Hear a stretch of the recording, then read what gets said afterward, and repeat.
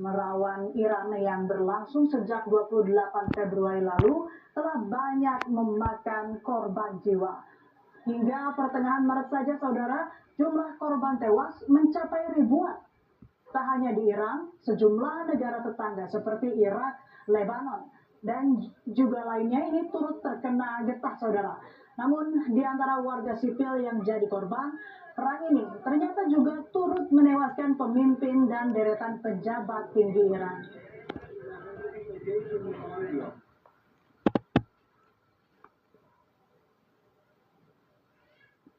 Kematian pemimpin tertinggi Iran Ayatollah Ali Khamenei saat serangan Amerika Serikat Israel pada 28 Februari jadi pukulan telak bagi Iran.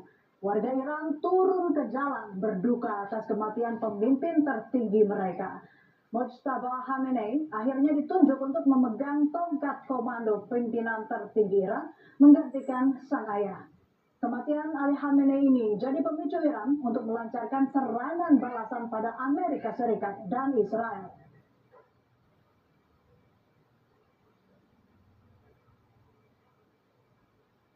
Setelah kematian pemimpin tertinggi Iran Ayatollah Ali Khamenei, satu persatu para pejabat tertinggi Iran berguguran karena dibidik oleh Amerika Serikat dan Israel. Israel mengklaim telah menewaskan lebih dari 16 pejabat tinggi Iran dan garda revolusi Iran. 3 diantaranya merupakan tokoh kunci, yakni Komandan Pasukan Basis Iran Gholam Reza Soleiman, Sekretaris Dewan Keamanan Tertinggi Iran Ali Larijani, dan yang terbaru Menteri Intelijen Iran Esmail Khatib.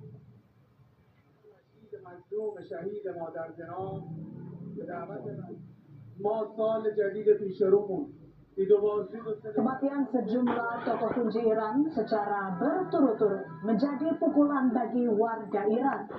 Ribuan orang berkumpul di Teheran, Iran untuk menghadiri pemakaman Sekretaris Dewan Keamanan Nasional Ali Larijani serta Kepala Pasukan Basis Gholam Reza Soleiman.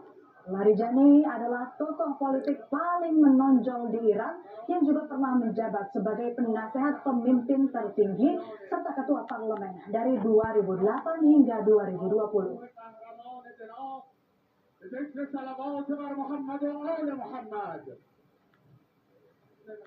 Kehilangan 3 pejabat penting dalam 2 hari berturut-turut memantik respons dari Presiden Iran Masoud Pezeshkian. Melalui unggahan di platform X, Pezeshkian mengecam keras serangan yang membunuh para pejabat tinggi Iran. Pezeshkian bahkan menyebut dengan istilah pembunuhan pengecut. Ia menambahkan bahwa jalan mereka akan berlanjut lebih kuat dari sebelumnya.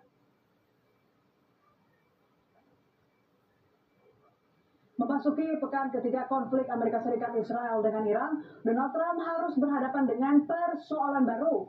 Direktur Kontraterorisme Nasional Amerika Serikat Joe Kent tiba-tiba mundur.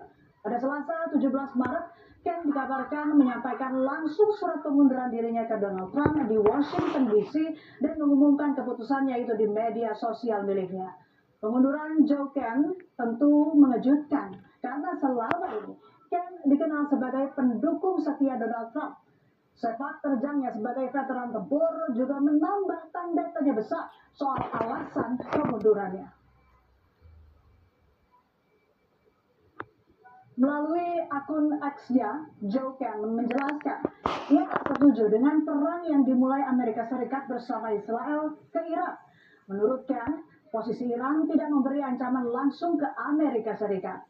Kent menuding perang ini ulah provokasi PM Israel Benjamin Netanyahu ke Presiden Amerika Serikat Donald Trump.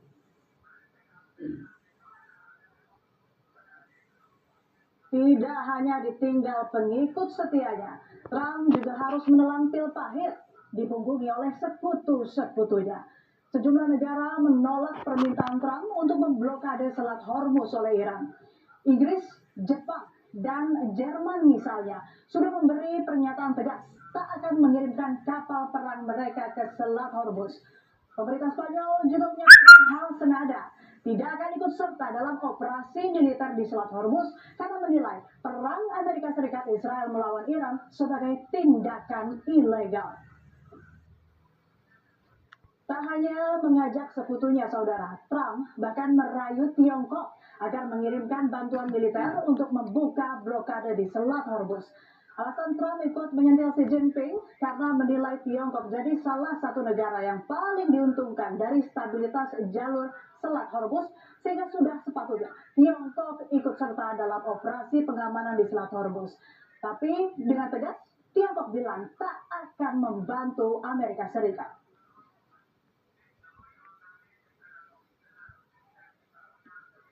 Trump menyampaikan kekecewaannya atas penolakan negara-negara sekutu dalam membantu perang melawan Iran di Selat Hormuz. Trump menyindir kalau NATO tak tahu berterima kasih dan tak setia pada Amerika Serikat. Padahal Trump merasa Amerika Serikat selalu siap sedia untuk NATO. Well, they should be thanking it because many of them get 90%. China as an example should be thanking us, but I don't expect to thank you, but they should be thanking us. Japan gets 95%, China 91%. Many of the countries, South Korea gets a tremendous percentage of their oil and therefore their energy from the Straits. I always said, the problem with NATO is we'll always be there for them, but they'll never be there for us. Di tengah ribut-ribut penutupan Selat Hormuz hingga mendorong Trump meminta dukungan sana-sini, Iran justru dengan santai mengklaim tak pernah memblokade Selat Hormuz. Otoritas Iran bilang kapal-kapal dari negara yang tak terlibat perang tetap diizinkan untuk melintasi Selat Hormuz. Dengan tegas, Menteri Luar Negeri Iran Abbas Araghchi menyebut Selat Hormuz hanya akan ditutup untuk musuh dan pihak yang mendukung agresi militer Amerika Serikat Israel. Well, as a matter of fact, the Strait of Hormuz is open. It is only closed to the tankers and ships belong to our enemies, to those who are attacking us and their allies. Others are free to pass. Saudara, Amerika Serikat dan Israel dianggap unggul secara militer dibanding Iran. Namun hingga saat ini, Amerika Serikat dan Israel belum mampu menumbangkan rezim di Iran. Dalam perang melawan Amerika Serikat dan Israel, Iran memakai strategi yang digambarkan sebagai perang atrisi. Iran membuat konflik berlarut-larut dan berkepanjangan hingga melemahkan lawan dengan menguras sumber daya dan menimbulkan kerugian berkelanjutan sampai kemampuan bertempur lawan melemah. Selain itu, salah satu strategi Iran adalah menutup Selat Hormuz. Iran juga menargetkan kapal-kapal asing yang melewati jalur utama ekspor minyak ini. Imbasnya, lalu lintas pengiriman minyak tersendat dan memicu turbulensi harga minyak dan bahan bakar, khususnya di Amerika Serikat. Amerika Serikat pun terpaksa mengurus cadangan minyak strategisnya demi menurunkan harga BBM di negaranya. Selain itu, Iran diam-diam telah menghabiskan puluhan tahun untuk membangun bunker bawah tanah guna melindungi persenjataan rudalnya dari kehancuran. Namun, nampaknya Amerika Serikat dan Israel telah mengetahui lokasi ini.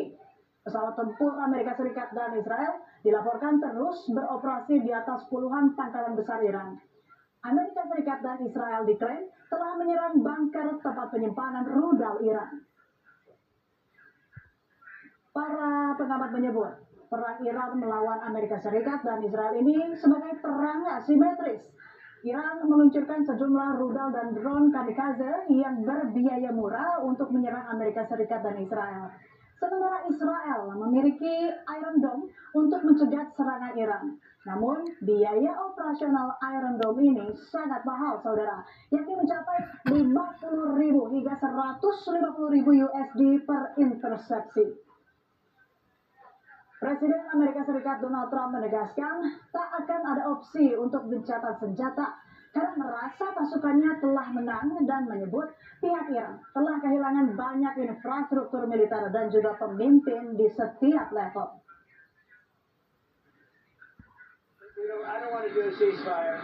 You don't do a ceasefire when you're literally obliterating the other side. They don't have a Navy, they don't have an Air Force, they don't have any equipment, they don't have any spotters, they don't have anti-aircraft, they don't have radar, and their leaders have all been killed at every level. Saudara, tetaplah bersama kami di berita utama. Usai jeda, ada informasi warga antusias merebut gunungan hasil bumi serta makanan tradisional dalam tradisi Grebek Poso atau Syawal yang digelar di halaman Masjid Agung Keraton Kasunanan, Surakarta.